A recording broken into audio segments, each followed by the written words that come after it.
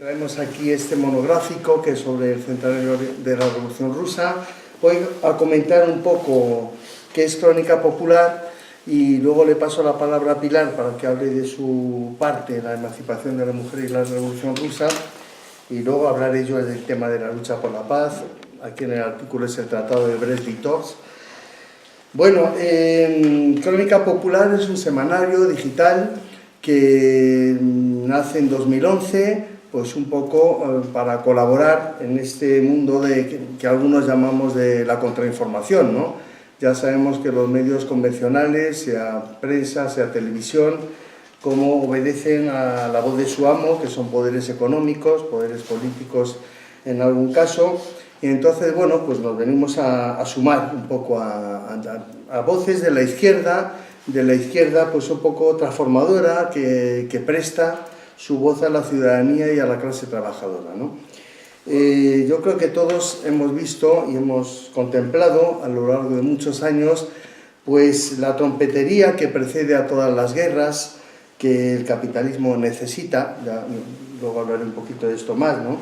Ya hemos visto muchas veces la demonización que se hace de líderes, incluso de gobernantes en todo el mundo, líderes de países que no siguen el guión de Estados Unidos y sus vasallos.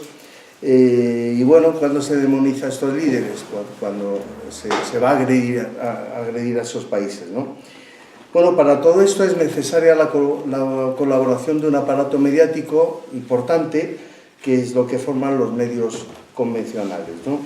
En fin, Crónica Popular está en este escenario frente a estas voces y contribuyendo a que tengamos otros relatos, ¿no?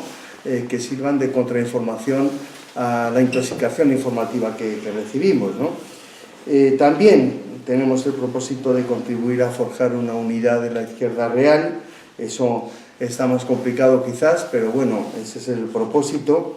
El equipo promotor de la revista pues fue formado por veteranos antifranquistas. Yo no estaba en ese momento, ni Pilar, que también nos incorporamos después, y bueno, algunos jóvenes que no estaban evidentemente en la lucha antifranquista, pero sí pertenecen a la actual juventud rebelde, ¿no? Yo creo hablar en nombre de todos, de todo el Consejo de Redacción y del Consejo Editorial, si digo que ninguno de nosotros tenemos la idea de reformar el capitalismo. Yo creo que el capitalismo ya se ha demostrado que no es domesticable, que no es reformable, y por tanto, pues la lucha de la izquierda real, yo entiendo que debe centrarse en acabar con él o en acelerar su final, ¿no? Bueno, pues dentro de nuestro proyecto, a pesar de ser un semanario digital, hemos sacado 5 monográficos en papel, que han sido, en 2012, Comunidad de Estados Latinoamericanos y Caribeños, CELAC; en 2013, un monográfico dedicado al 40 aniversario del golpe de Estado en Chile, Pinochet. En 2014 sacamos Los crímenes del franquismo, un monográfico dedicado a este episodio. En 2016, este es la hora de la Tercera República, y este es el último, que es la Revolución de Octubre, 100 años después, ¿no?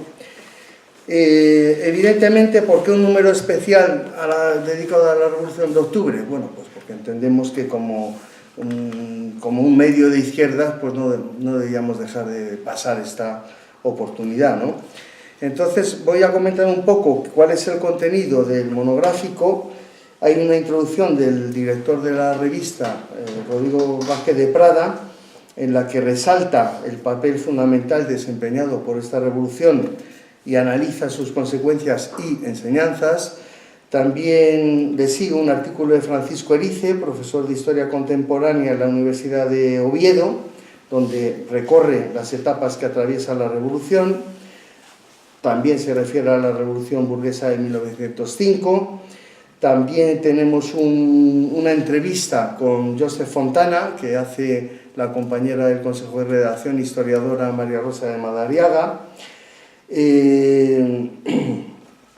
Luego viene un artículo de Antoni Montserrat, que fue miembro del Comité Central del PSUC, y que habla de la Revolución de Octubre vista desde hoy y que nos introduce en las repercusiones en Cataluña de la experiencia soviética, con la creación de la principal fuerza republicana y obrera, el PSUV. Luego Rafael Fraguas, periodista y escritor, tiene un artículo muy interesante dedicado a la figura de Lenin, científico, humano y emancipador. Hay un historiador cubano, Juan Sánchez no sé si es Monroe o Monroy, sí, debo pronunciar, Monroy, analiza la política exterior del nuevo poder soviético entre el 17 y el 22. Sobre economía, de la Rusia zarista a los soviets, apuntes de economía política, Juan Pablo Mateo Tomé, profesor de economía en la Universidad de Valladolid. María Rosa de Madariaga hace también una interesante contribución con un artículo que es la Revolución Bolchevique de 1917 y los pueblos de Oriente. Hay una historiadora rusa que participa, Olga Novikova, que habla de la emancipación de la mujer y la Revolución Soviética.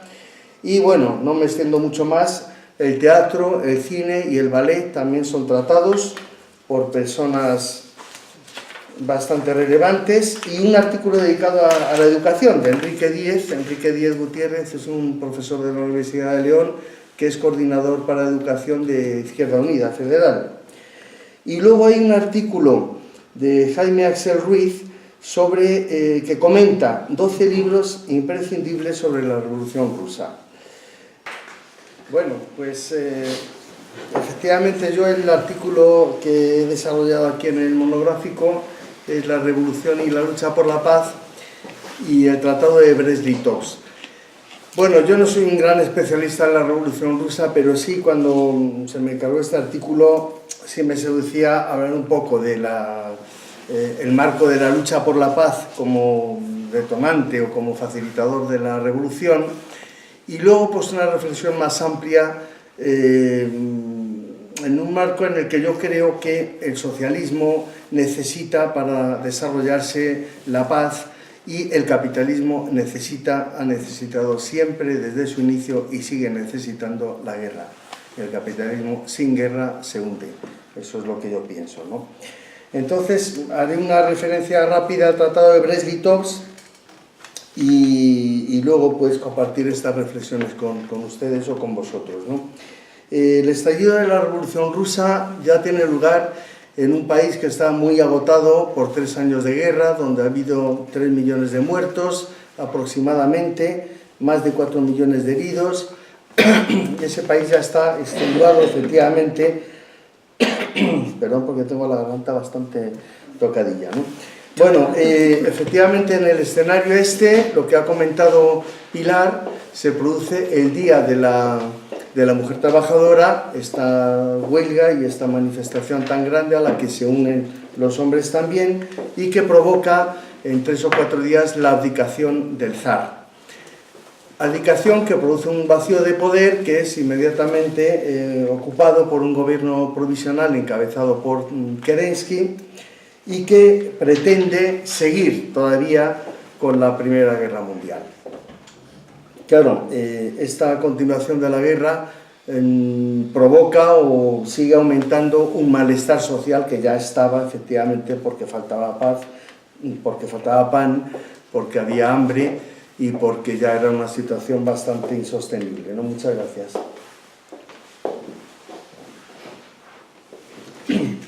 Bueno, este malestar lo sabe recoger muy bien Lenin y sus camaradas, los bolcheviques, negándose a colaborar con el gobierno provisional, al menos para esta pretensión, y lanzando a partir de ahí una campaña potente antibélica, de propaganda antibélica. Entonces, además de la paz inmediata que plantean los bolcheviques, plantean otros 2 puntos, como son la distribución de tierras a los campesinos y el control obrero de las fábricas. Hay grandes manifestaciones el día 20 y 21 de ese mismo mes de abril, a las que empiezan a acudir soldados, incluso con sus armas. Soldados que van simpatizando ya con los bolcheviques porque estos tienen en su programa la exigencia de paz inmediata. Bueno, a los pocos días de tomar el poder, los bolcheviques ordenan un cese el fuego y también encomiendan al comandante supremo de las fuerzas en ese momento del ejército, general Nikolai Dukhonin, comenzar negociaciones con Alemania para pactar la paz inmediatamente. Bueno, este Dukhonin se niega a ellos, un viejo militar zarista que no sintoniza mucho con los bolcheviques, y es relevado por otro militar, Nikolai Krylenko, y en estas negociaciones tiene un papel relevante Trotsky, que prolonga las negociaciones con la esperanza de que la revolución socialista pues también prendiera en Europa, en Alemania, pero esta revolución es verdad que hay una revolución en Alemania, pero desemboca en una república burguesa, la República de Weimar. Bueno, las pretensiones de Alemania al percibir la debilidad de Rusia en ese momento son exageradas e imponen en las negociaciones unas cláusulas pues, abusivas, ¿no? Estas cláusulas abusivas motivan que los bolcheviques no estén de acuerdo por lo humillantes que resultan, pero Lenin convence a sus camaradas de que o se aceptan estas condiciones, a pesar de lo abusivas que eran, o se pierde la revolución en un plazo rápido. Así que los convence y efectivamente se firman estas condiciones. Estas condiciones le cuesta a Rusia perder millones de kilómetros cuadrados con aproximadamente una cuarta parte de la población del imperio ruso en ese momento. Bueno, esto nada más que son unas pinceladas de este tratado de Brest-Litovsk, que fue importante en ese momento para salvaguardar la revolución.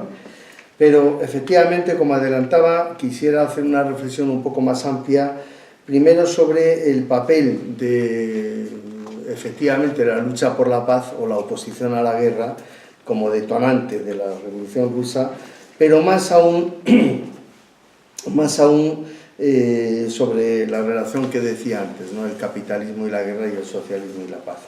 Bueno, también en la revolución de 1905, aunque no culmina como la del 17, lo que motivó esa revolución fue una oposición a la guerra, en ese momento la guerra ruso-japonesa de 1905, también había habido muchos muertos y una secuela, pues bueno, de hambre, de enfermedades, etcétera, etcétera. Por supuesto que la guerra no es algo que persiga a los pueblos, sino que la guerra es algo que imponen las élites por codicia, los países, en fin, no son los pueblos los que alientan la guerra, ¿no? Decía Paul Valéry que la guerra es una masacre entre gentes que no se conocen en provecho de gentes que sí se conocen pero que no van a guerrear entre ellos. Hay infinidad de episodios históricos para narrar la historia de la oposición a la guerra, ¿no? Bueno, quizás en el siglo XX pues destaca la oposición a la guerra de Vietnam, igual que ya al final, iniciar el siglo XXI, en 2003 la mayor manifestación que se ha producido en la historia hasta la fecha era del 15 de febrero de 2003, en España y en muchos países, ¿no? Bueno, yo creo que destacando por qué el capitalismo va unido a la guerra, el capitalismo necesita el pillaje y necesita la violencia para desarrollarse. Para mí es evidente, ¿no?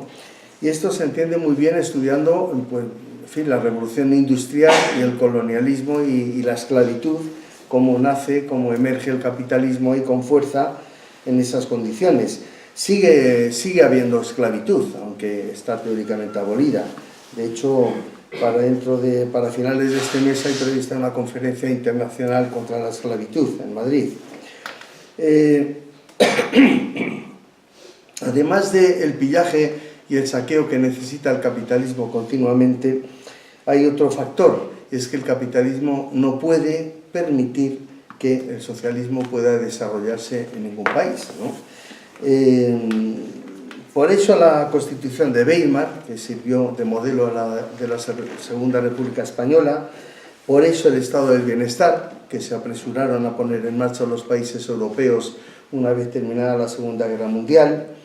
En fin, había que ofrecer a la clase obrera algo en fin, para que no cundiera el ejemplo de la Revolución Soviética. Y a partir de aquí, a partir de la Segunda Guerra Mundial y el estado del bienestar y estas décadas, pues el capitalismo ha cuidado siempre de que en ningún país pueda salir adelante un gobierno socialista. Lo seguimos viendo, ¿no? Un gobierno socialista no de nombre, porque eso ya significa poco a estas alturas, sino con la intención verdadera de llevar adelante un programa socialista, verdaderamente socialista. Entonces, la lista de intervenciones de los países capitalistas, allí donde ha llegado al poder un partido decidido a poner en marcha un programa socialista, o donde ha tenido opciones, pues, y que han sido intervenidos, es interminable, ¿no? Y empieza por la propia Rusia soviética, cuando los bolcheviques toman el poder, las 5 potencias de la época, Estados Unidos, el Imperio Británico, Francia, Japón y Alemania, pues ayudan a la reacción interior a desencadenar una guerra civil que también cuesta millones de muertos, ¿no?